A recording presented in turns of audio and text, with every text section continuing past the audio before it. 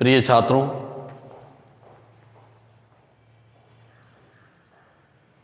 आज 12वीं कक्षा के गणित विषय में हम मैट्रिक्स चैप्टर में 3.1 का अध्ययन करेंगे। पिछले वीडियो में हमने मैट्रिक्स की डिफिनेशन, मैट्रिक्स का उपयोग, मैट्रिक्स के प्रकार के बारे में अध्ययन किया था। अब हम इसकी जो प्रश्नावली है 3.1, इसमें पहला क्वेश्चन दिया गया है कि आव्यूह ए बराबर 2, 5, 19, -7, 35 ये आव्यूह के अवयव दिए गए हैं और कह रहा है कि आव्यूह की कोटि बताइए। आव्यूहों यहाँ पर अवयवों की संख्या बतानी है और फिर ये जो अवयव लिखे गए हैं A31, A21, A33, A24, A23 ये कौन से अवयव हैं, इनके बारे में बताना है। तो छात्रों, आपने पिछले वीडियो में देखा था कि हमने एक आव्यूह का व्यापक रूप हमने लिखा था, जिसमें A11, A12, A13 up to A1n लिखा था। इसी प्रकार A21, A23, A22, A23 up to A2n लिखा था।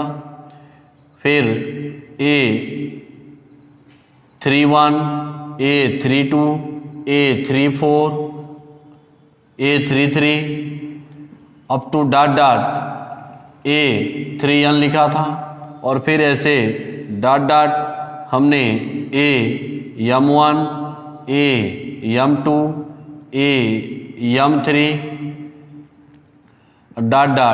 AM हमने लिखा था।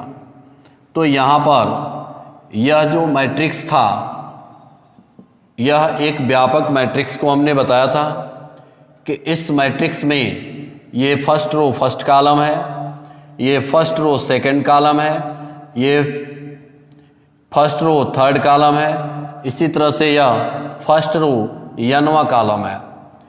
फिर हमने देखा कि ये जो है रो है और ये जो है वह कॉलम है। पुनः यहाँ पर mवां रो फर्स्ट कॉलम, mवां रो सेकंड कॉलम, इस तरह से यह mवां रो nवां कॉलम है। तो इस प्रकार ये जो मैट्रिक्स है वह m क्रॉस n कोटि का है, अर्थात इस मैट्रिक्स का जो ऑर्डर है वह m क्रॉस n है। तो यहाँ पर हम इसी का प्रयोग करेंगे इस क्वेश्चन को सॉल्व करने के लिए। सबसे पहले तो यह कहा है कि आव्यूह की कोटि क्या होगी। तो आपको मैंने बताया था कि आव्यूह की कोटि याद करने के लिए हम यहाँ पर पंक्तियों की संख्या और गुणे स्तंभों की संख्या लिखते हैं। मतलब इसमें देखेंगे कितने पंक्ति हैं। तो यहाँ पर ये फर्स्ट पंक्ति है, सेकंड पंक्ति है और ये थर्ड पंक्ति है। मतलब ये जो आव्यूह है इसमें 3 पंक्ति है और 1, 2, 3, 4, अर्थात इसमें 4 कॉलम है। तो ये 3 क्रॉस 4 कोटि का आव्यूह है। तो यहाँ पर इसका आंसर क्या होगा भाई? ये जो कोटि आव्यूह की जो कोटि होगी, यहाँ पर आव्यूह की जो कोटि होगी वह आव्यूह की कोटि अर्थात ऑर्डर कितना होगा भाई? 3 क्रॉस 4 कोटि का होगा। यहाँ पे 4x3 नहीं चलेगा, क्योंकि आव्यूह की कोटि हमेशा जो है पहले पंक्ति और फिर कॉलम का गुणनफल होता है। तो यहाँ पर ये जो पहला क्वेश्चन का हमने पहला आंसर दिया कि आव्यूह की कोटि 3x4 होगी। इसके बाद करा है अवयवों की संख्या क्या होगी, इसमें दूसरा दिया है अवयवों की संख्या, अवयवों की संख्या। तो यहाँ पर जो अवयवों की संख्या होगी वो कितनी होगी भाई, तो ये देखिए इसका संख्या भी कुछ लोग ऐसे गिन के बताएंगे, गिनने की जरूरत नहीं है। ये जितने ऑर्डर का आव्यूह होता है उसका जो गुणनफल होता है वह इसमें उपस्थित अवयवों की संख्या होती है। तो यह हो जाएगा 3 × 4 बराबर होगा 12, अर्थात इसमें अवयवों की संख्या 12 होगी। फिर यहाँ पर कह रहा है कि इसमें अवयव A13 का मान क्या होगा, अवयव 13, इसका मतलब क्या हुआ, यहाँ पर मैंने बताया था कि AIJ का मतलब फर्स्ट रो, यानी यहाँ पर I का मान जो है वो रो है और J का मान क्या है, कॉलम है। तो यहाँ पर जो पहले होता है वह रो को व्यक्त करता है और ये जो होता है वो कॉलम को व्यक्त करता है, यानी J। तो यहाँ पर देखिए 1 है, इसका मतलब ये अवयव कहाँ पर है, तो इसका मान क्या होगा इस आव्यूह में। तो ये देखिए फर्स्ट रो थर्ड कॉलम, तो ये देखिए फर्स्ट रो हम चल रहे हैं और थर्ड कॉलम अर्थात 19 होगा, यानी 19 क्या है भाई, फर्स्ट रो में है और तीसरे कॉलम में है। यहाँ पर फिर ये कह रहा है कि A21 का मान बताइए क्या होगा, तो A21 का मतलब सेकेंड रो फर्स्ट कॉलम, तो सेकेंड रो फर्स्ट कॉलम अर्थात ये 35 होगा। फिर यहाँ पर दिया गया है A33, तो A33 का मतलब क्या हुआ, थर्ड रो थर्ड कॉलम अर्थात तीसरी पंक्ति तीसरा स्तंभ। तो देख लीजिए तीसरी पंक्ति ये है और तीसरा स्तंभ ये है, तो ये क्या होगा भाई -5 होगा। फिर यहाँ पर कह रहा है कि यहाँ पर फिर ये दिया है कि A24 का मान क्या होगा, इसका मतलब A24 का मतलब क्या हुआ कि सेकेंड रो फोर्थ कॉलम, तो ये देखिए सेकंड पंक्ति है और चौथा कॉलम अर्थात ये जो है वह 12 है, ये हो गया 12। फिर इसके बाद दिया है A23 का मान कितना होगा, तो A23 का जो मान है वो कितना है भाई, तो यहाँ पर ये कह रहा है क्या कि ये जो अवयव है वह दूसरे पंक्ति का तीसरा स्तंभ है। इसका मतलब दूसरे पंक्ति में तीसरे स्तंभ की बात करें तो ये दिया हुआ है कितना, 5/2। तो यहाँ पर हम इस प्रकार देखें कि ये जो क्वेश्चन नंबर फर्स्ट था इसमें आव्यूह ये दिया गया है और कह रहा है के लिए ज्ञात कीजिए आव्यूह की कोटि। तो आव्यूह की कोटि जितना पंक्ति होगा और जितने इसमें स्तंभ होंगे उनका गुणनफल होता है, तो इसकी जो कोटि होगी वो 3x4 कोटि का है। और इसके बाद यहाँ पर कह रहा है अवयवों की संख्या क्या होगी, तो इसमें जो कोटि होता है उसका जो गुणनफल होगा वह जितना होगा उतने ही इसमें उपस्थित अवयवों की संख्या होती है। तो 3 × 4 यानी 12 होंगे, इसमें अवयवों की संख्या कितनी होगी, 12 होगी। अगर हम गिनना भी चाहें तो 1 2 3 4 5 6 7 8 9 10 11 12, इस प्रकार इसमें अवयवों की संख्या कितनी है, 12 है। हमें गिनने की जरूरत भी नहीं है, डायरेक्ट हम इसका गुणनफल करेंगे, जितनी संख्या आएगी वही इसमें उपस्थित अवयवों की संख्या होगी। फिर कह रहा है अवयवों की संख्या होने के बाद ये कह रहा है कि अवयव A13, A21, A33, A24, A23 का मान बताइए क्या होगा। तो हमने इनका मान निकाला, तो निकालने का तरीका भी आपको बता दिया हमने कि यह फर्स्ट रो थर्ड कॉलम को व्यक्त कर रहा है, यह फर्स्ट रो थर्ड कॉलम, पहला कॉलम दूसरा कॉलम तीसरा और ये चौथा कॉलम है। ऐसे चलेंगे तो ये कॉलम होता है और ऐसे चलेंगे तो ये क्या होता है, पंक्ति होता है, अर्थात ये जो है रो है और ये क्या है, कॉलम है। तो यहाँ पर देखिए, यहाँ पर हमने A13 निकाला, first row third column, first row third column 19 है और इसी प्रकार हमने जो है इन सबको क्या कर लिया, ज्ञात कर लिया। इसके बाद क्वेश्चन नंबर 2 है, यदि किसी आव्यूह में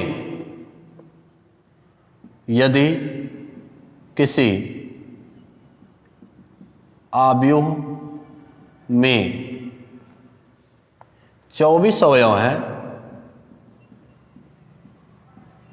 हैं, तो इसकी संभव कोटियां क्या हैं? तो इसकी संभव कोटियां क्या हैं? इसी में दिया है, यदि इसमें 13 अवयव हैं, यदि इसमें 13 अवयव हैं, तो इसकी कोटियां क्या होंगी? तो इसकी कोटियां क्या होंगी? कोटियां क्या होंगी? देखिए इस क्वेश्चन को कैसे हल करेंगे। तो इस क्वेश्चन को हल करने का तरीका क्या है, पहले इसको सॉल्व करते हैं हम। यहां पर हम देख रहे हैं कि कह रहा है कि एक आव्यूह इस प्रकार है, मान लिया कि वह आव्यूह इस प्रकार ये है, तो इसमें कह रहा है कि 24 अवयव दिए गए हैं, इसमें 24 अवयव दिए गए हैं। तो ये कन्फर्म नहीं है कि 24 अवयव को कितने पंक्ति में और कितने स्तंभों में लिखा गया होगा, लेकिन बस इतना ही दिया है कि इसमें 24 अवयव हैं, तो इसकी संभव कोटियां कितनी होंगी, अर्थात ये कितने क्रॉस कितने कोटि के होंगे। तो संभव कोटियां का मतलब कितने तरह से इस आव्यूह को बनाए जा सकते हैं, कितने प्रकार के कोटियों में। तो यहां पर हम देख रहे हैं कि पहला हो सकता है कि कोई व्यक्ति इस तरह का आव्यूह बना दे कि उसमें वह क्या करेगा, आव्यूह को जो है केवल पंक्तियों में लिख दे, यानी इस आव्यूह के अवयवों को केवल हो सकता है पंक्तियों में लिखे। तो इसका मतलब यह है कि वह 24 अवयवों को इस पंक्तियों में लिख सकता है, यानी हो सकता है कि इसको वह दूसरे रूप में हो सकता है कि वह स्तंभों में ही केवल लिख दे। इसका मतलब कि अगर वह केवल पंक्तियों में लिखता है तो इसकी पहली संभव कोटियां क्या हो रही है, 1 क्रॉस 24 कोट की होगी। अगर वह केवल स्तंभों में ही इन 24 अवयवों को लिखता है तो इसकी संभव कोटियां जो होगी वह 24 क्रॉस 1 कोट की होंगी। यहां पर तो केवल यही नहीं और भी हैं, तो हम इसके संभव कोटियों को लिखना चाहेंगे कितनी प्रकार की होंगी। तो देखिए क्या करेंगे, जब सबसे पहले हम ये 24 को जिसमें जितने अवयव होंगे उन संख्याओं को यहाँ लिखेंगे, फिर इसका हम देखेंगे कि 24 किससे किस विभाजित हो सकता है, उन विभाजन बिंदुओं को लिख लेंगे। तो देखिए 24 1 से विभाजित होता है, फिर 24 2 से भी विभाजित होता है, फिर 24 3 से भी होता है, फिर 24 4 से भी होता है, फिर 5 से नहीं होगा, 6 से होगा, 7 से नहीं होगा, 8 से होगा, 9 से नहीं होगा, 10 से भी नहीं होगा, 11 से नहीं होगा, 12 से होगा, 13 से नहीं होगा, 14 से नहीं होगा, 15 से नहीं होगा, 16, 17, 18, 19, 20, 21, 22, 23 के बाद 24 से फिर विभाजित होगा। तो अब हम इसमें से कितने तरह की संभव कोटियां हो सकती हैं। तो हो सकता है कि वह 1 क्रॉस 24 जो मैंने लिखा है, एक पंक्ति हो सकता है कि वह एक ही पंक्ति में 24 अवयवों को लिख दे। तो ये जो आव्यूह की कोटि होगी वह 1 क्रॉस 24 कोट की होगी। हो सकता है कि वह 24 गुणे 1 कर दें, यानी 24 यानी 24 क्रॉस 1। इसका मतलब क्या हुआ, हो सकता है कि वह ऐसे स्तंभ में ही 24 को अवयवों को लिख दे, तो ये होगा 24 क्रॉस 1 कोट का आव्यूह। अब इसके बाद ये तो 2 मैंने आपको पहले ही बताया, इसके बाद तो इसका मतलब कौन कौन समाप्त हो गया, 1 क्रॉस 24 या 24 क्रॉस 1, ये 2 संभव स्थितियां हो गई। इसके बाद हो सकता है कि वो 2 क्रॉस 12 का बनाए, तो हो सकता है कि 2 क्रॉस 12, इसका मतलब कि वह 2 पंक्ति को रखेगा और 12 जो है वह कॉलम रखेगा। तो इस तरह से वह 12 कॉलम को रख सकता है। ठीक है, तो ये जो आव्यूह होगा वह कितने होंगे भाई, वो 2 क्रॉस 12 कोटि का होगा। या इसका उल्टा भी हो सकता है कि हो सकता है कि वह 12 क्रॉस 2 कोटिका बना दे, मतलब इसमें 12 ठो क्या कर दे, वो पंक्तियों को बना दे और 2 ठो स्तंभ को बना दे। तो यह हो जाएगा 12 क्रॉस 2 कोटिका अवयव। तो इसके कितने अभी बन गए हैं, 1 2 3 4 संभव जो है कोटियों को हमने यहाँ पर बना दिया, जिसमें 24 अवयव होंगे। फिर इसके बाद यहाँ पर हमने एक 2 क्रॉस 12 को ले लिया और 12 क्रॉस 2 को ले लिया। अब कौन कौन बच रहा है, तो एक 3 क्रॉस 8 कोटिका हो सकता है, 3 क्रॉस 8 कोटिका बने, अर्थात वह अवयव क्या होगा, 3 क्रॉस 8 कोटिका मतलब 3 इसमें पंक्ति होंगे और 8 इसमें क्या होंगे, स्तंभ होंगे, 8 इसमें स्तंभ कर लीजिएगा। या हो सकता है कि वह 8 क्रॉस 3 कोटिका बना दे। तो इसमें इसका मतलब क्या है, 8 क्रॉस 3 कोटिका अवयव बनाएगा का मतलब क्या हो सकता है भाई, इसमें 8 पंक्ति हो सकते हैं और 3 ही इसमें क्या होंगे, स्तंभ होंगे। यहाँ पर 2 ये भी हो गया। इसके बाद एक ही मात्र और बच रहा है संभव स्थितियां, और वो है 4 क्रॉस 6 कोटिका बनाए। तो हो सकता है कि वो 4 पंक्तियों को बना ले और 6 इसमें स्तंभ को बना ले, 6 इसमें स्तंभ को बना ले। तो ये एक संभव, या इसका उल्टा कर सकता है 6 क्रॉस 4 कोटिका, अर्थात 6 इसमें पंक्तियों को बनाएगा और 4 इसमें स्तंभों को बना सकता है।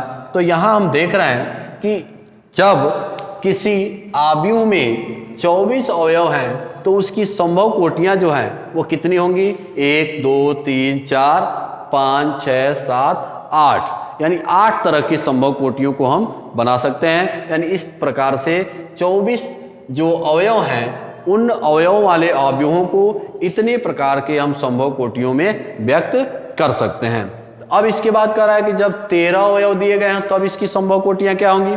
तो आपने इसी तरह से जो यह कॉम्बिनेशन से हमने बना के दिखाया, इसी तरह से हम इस 13 अवयव वाले अवयव के भी कोटियों को बना सकते हैं। जैसे देख लीजिए, हम एक बार फिर जो है 13 अवयव वाले कोटियों को भी बना के दिखा दे रहे हैं। यहाँ पर दिया है, अगर मान लीजिए कोई अवयव ये है जिसमें कितने अवयव हैं, 13 है। तो अब हम क्या करेंगे, अभी हमने जैसा बताया वैसे ही काम करेंगे। हम सबसे पहले इस 13 को यहाँ लिखेंगे। अब यह देखेंगे कि 13 कितने संख्याओं से विभाजित हो सकता है। तो 13 जो है वह पहले 1 से विभाजित हो सकता है, और फिर न तो अब 2 से होगा, न 3 से होगा, न 4 से होगा, न 5 से होगा, न 6 से होगा, न 7 से होगा, न 8 से, न 9 से, न 10 से, न ही 11 से, न ही 12 से। इसके अलावा बस अब कैसे होगा, 13 से विभाजित होगा। यानी 1 और 13 के अलावा अब 13 किसी अन्य संख्याओं से विभाजित नहीं हो सकता है। तो अब इसकी संभव कोटियां कैसे बनाएंगे हम। तो हो सकता है कि वह जो व्यक्ति है या कोई व्यक्ति इस 13 अवयव वाले अवयवों को इस तरह से बना सकता है कि 1 क्रॉस 13 कोटि का अवयव बना दे, या हो सकता है कि वह जो है 13 क्रॉस 1 कोटि का बना दे। यानी इतने ही 2 ही तरह की संभव कोटियां बनाई जा सकती हैं 13 अवयव वाले अवयव को लेकर। ठीक है, तो यहाँ हम देख रहे हैं क्या कि 1 क्रॉस 13 कर दीजिए और 13 क्रॉस 1, इसका मतलब 13 अवयव वाले अवयवों को जो है मात्र 2 ही तरह के संभव कोटियों में हम व्यक्त कर सकते हैं। इसके बाद क्वेश्चन नंबर 3 भी इसी तरह का है। कह रहा है क्या कि यदि किसी अवयव में 18 अवयव हैं तो इसकी संभव कोटियां क्या होंगी। इसके अलावा फिर कह रहा है कि यदि इसमें 5 अवयव हों तो क्या होंगी। तो आप भाई 18 दिए गए होंगे तो फिर क्या करेंगे, सेम टू सेम ऐसे 18 दिए गए हैं तो हम 18 को देखेंगे कि कितने जो है संभव यहाँ पर ये विभाजन होंगे, यानी वो संख्याएं कौन कौन सी होंगी जो 18 को विभाजित कर सकती हैं। तो एक तो 1 है, फिर 2 से विभाजित होंगी 18, फिर 3 से होंगी लेकिन 4 से नहीं होंगी, 5 से नहीं होंगी, 6 से होंगी, 7 से नहीं होंगी, 8 से भी नहीं होंगी, 9 से होंगी, 10 से नहीं होंगी, 11 से नहीं होंगी, 12 से भी नहीं हो सकती हैं, 13 से नहीं होंगी, 14 से नहीं होंगी, 15 से नहीं होंगी, 16 से नहीं होंगी, 17 से नहीं होंगी, लेकिन 18 से होंगी। अब देखिए अब क्या मिला भाई, अब इसका मतलब 18 जो है इतने संख्याएं जो दी गई हैं इन्हीं से विभाजित होती हैं। तो हमें इन्हीं से जो है संभव कोटियों को बनाना है। कैसे बनाएंगे? हो सकता है कि 18 आव्यूह वाले जो अवयव दिए गए हैं, जो 18 अवयव वाले आव्यूह दिए गए हैं, उनमें पहली संभव कोटियां किस प्रकार हो सकती हैं? तो हो सकता है कि 1 इंटू 18 बना दे, अर्थात 1 क्रॉस 18 कोटि का आव्यूह बन जाए। तो यहां पर 1 और 18 को हमने लिया है, देख लीजिए 1 क्रॉस 18 कोटि का आव्यूह बन सकता है। कहने का मतलब है कि वह जो 18 अवयव वाले आव्यूह हैं, हो सकता है कि वह व्यक्ति, कोई व्यक्ति इसमें 18 अवयवों को एक पंक्ति में लिख दें। तो जब एक पंक्ति में लिखेगा तो इसका मतलब क्या हुआ? पंक्ति तो एक होंगी लेकिन स्तंभ कितने होंगे? 18 हो जाएंगे। हो सकता है कि वह इस तरह के ना लिख के वह 18 गुणे 1 अर्थात 18 क्रॉस 1 कोटि का आव्यूह बना दे। तो यहाँ पर क्या होगा? 18 क्रॉस 1 कोटि का मतलब यह है कि 18 इसमें पंक्तियाँ होंगी और सिर्फ एक ही इसमें क्या होगा? स्तंभ होगा। तो यहाँ पर हमने इन दोनों के लिए कह दिया। फिर बचा क्या है? 2 है।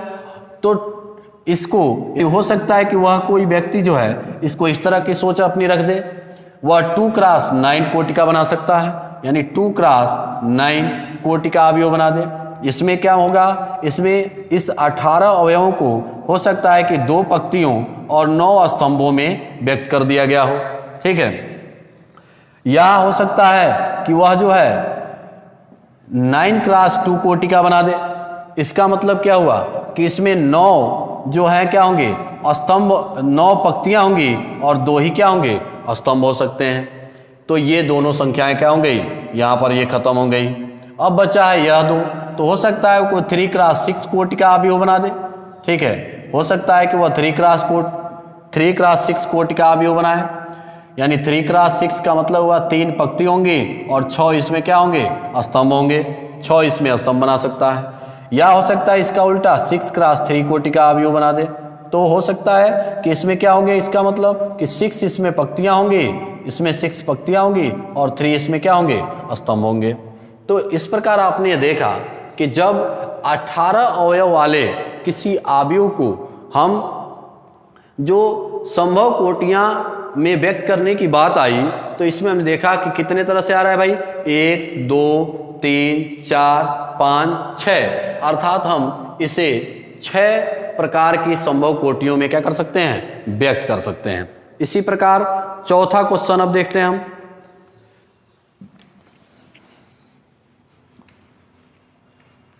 यहां पर चौथा क्वेश्चन क्या है भाई?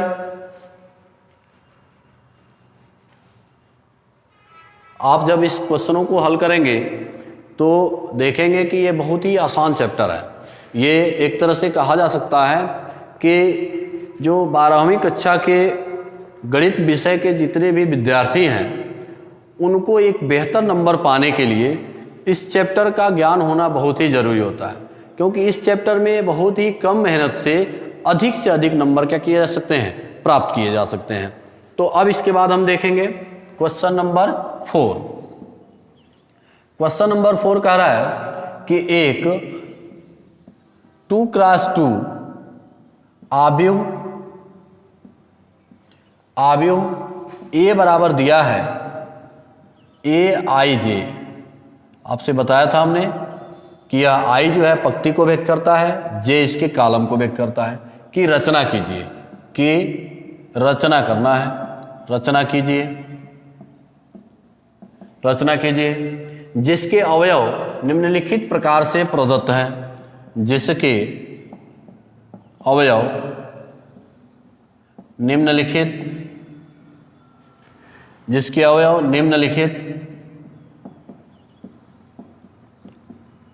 निम्नलिखित प्रकार से प्रदत्त है, मतलब दिए गए हैं।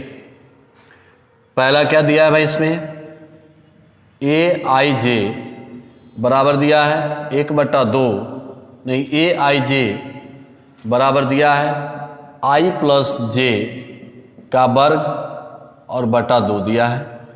इसमें दूसरा दिया है कि ए आई जे बराबर आई बटा जे दिया है, और इसमें तीसरा एक और क्वेश्चन है कि ए आई जे बराबर दिया है आई प्लस 2j का वर्ग और बटा 2। देखिए ये क्वेश्चन नंबर 4 है।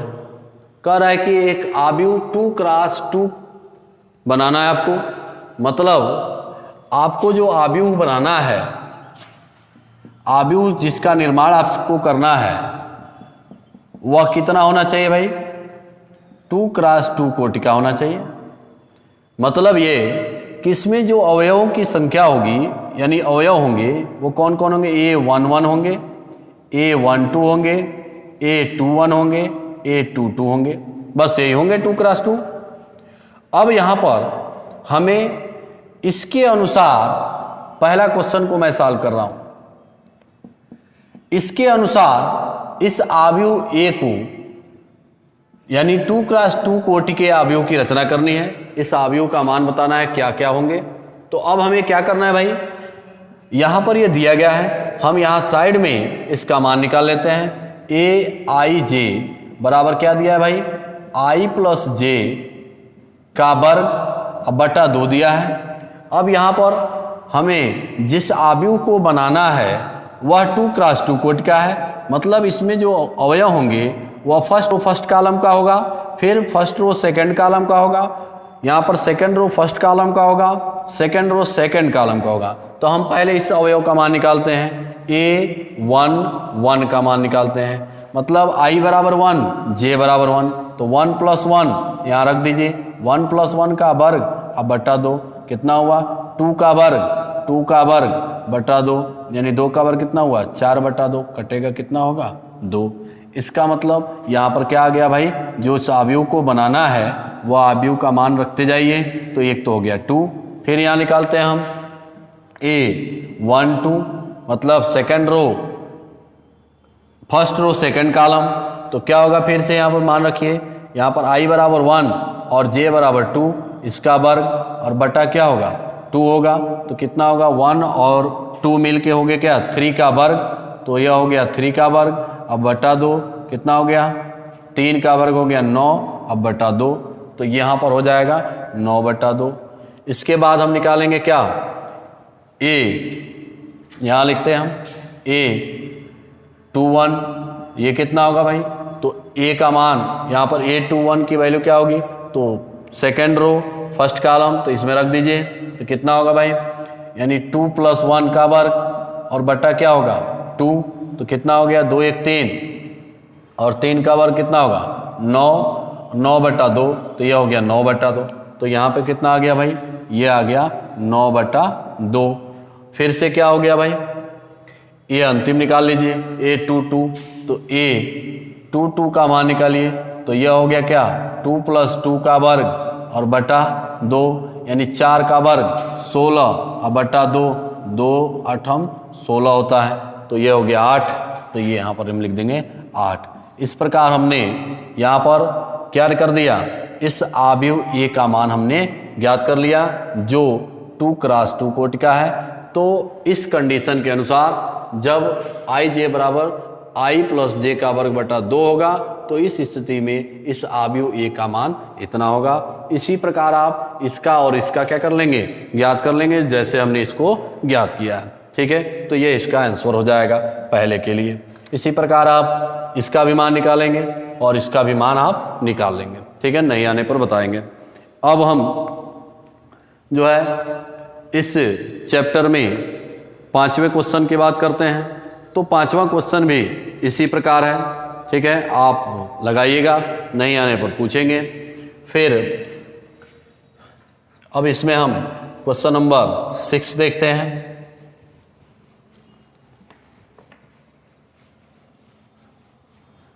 क्वेश्चन नंबर 6 दिया है, कह रहा है कि निम्नलिखित समीकरणों से x, y तथा z के मान ज्ञात कीजिए। यहाँ पर क्वेश्चन नंबर 6 दिया गया है। क्या क्या दिया है भाई? कह रहा है निम्नलिखित समीकरणों से x, y, z का मान आपको बताना है कितना होगा। तो इसमें सबसे पहला क्वेश्चन दिया है, ये दिया है 4 3 x 5 बराबर दिया है y z 1 5 पहला दिया है। इसी प्रकार इसका सेकंड भी दिया है, सेकंड दिया है x प्लस वाई और ये दिया है 2 5 प्लस z x y दिया है बराबर दिया है 6 2 5 8 और इसमें तीसरा क्वेश्चन जो दिया है वह है x plus y plus z x plus y x plus z और फिर दिया है y प्लस जेड की जो वैल्यू है वह किसके बराबर है 9 5 7 के क्या है बराबर है। तो आपसे कह रहा है कि हम इसके क्वेश्चनों को सॉल्व करते हैं। पहले तो कह रहा है कि इस आव्यूह में x y z का मान बताइए। तो देखिए जब भी आव्यूह समान कोटि का हो, जैसे देख लीजिए यह 2 क्रॉस 2 कोटि का ही आव्यूह है, तो ये भी तो 2 क्रॉस 2 कोटि का है। तो जब यह समान कोटि के आव्यूह होंगे और इसमें यदि यह बराबर का चिन्ह लगा हो तो इसका सीधा अर्थ यह है कि इसके संगत अवयव भी आपस में क्या होंगे बराबर होंगे। तो यहाँ पर ये देखिए यहाँ पर कह सकते हैं 4 जो है वह y के बराबर होगा, यानी 4 बराबर हो गया y, या यहाँ से कह सकते हैं y बराबर क्या आ गया 4, एक आंसर हमने निकाल लिया। इसी तरह से 3 बराबर क्या होगा भाई z के बराबर होगा, तो यहाँ से हम निकाल सकते हैं z बराबर क्या मिल गया 3। अब यहाँ पर x बराबर कितना होगा 1 के यहाँ पर, तो यहाँ देखिए x का मान 1 भी ज्ञात हो गया, ठीक है। और इसके बाद 5 बराबर है 5 के ही, तो हमें तो सिर्फ x y z का मान निकालना था। तो x बराबर 1, y बराबर 4, z बराबर क्या होगा 3 होगा।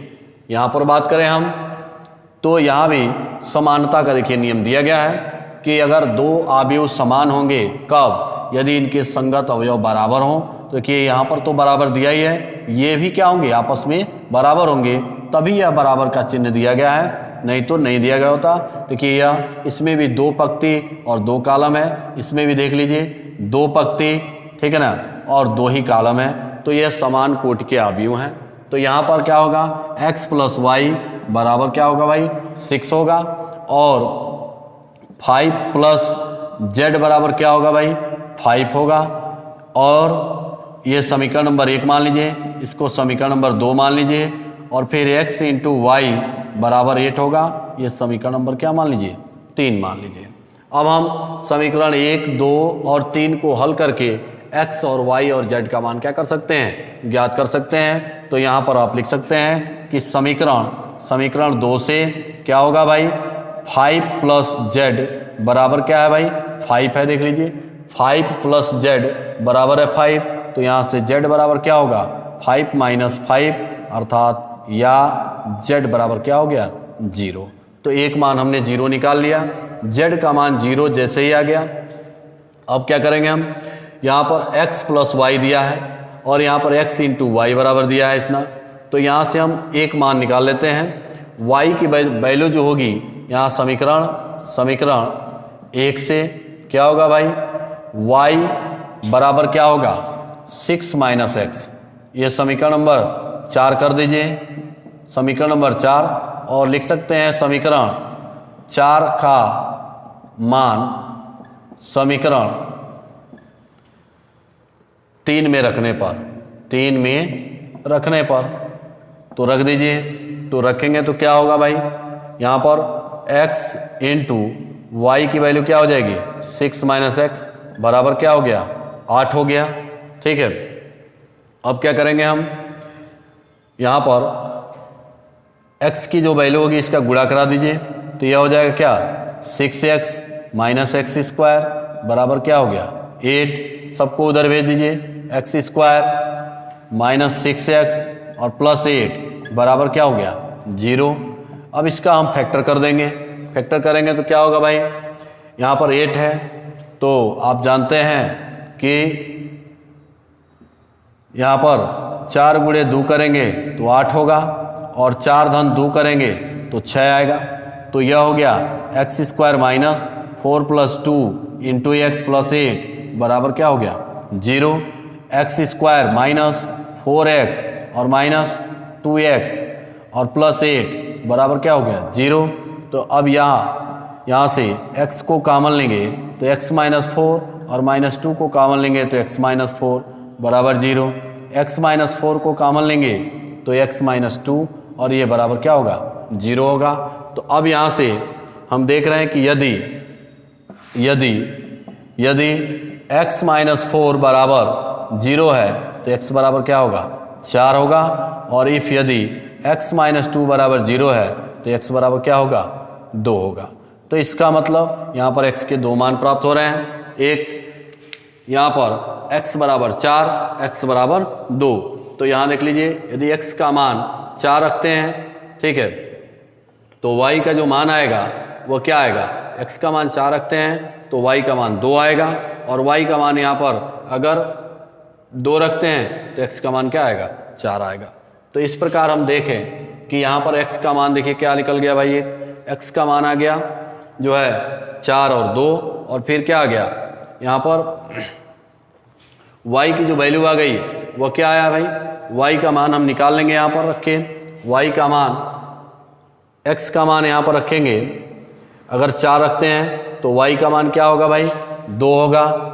x का मान आप रखेंगे, x का मान यदि 4 आप रखते हैं तो y की वैल्यू क्या आएगी 2 आएगी, और यदि x का मान आप 2 रखते हैं तो y की वैल्यू क्या आएगी 4 आएगी।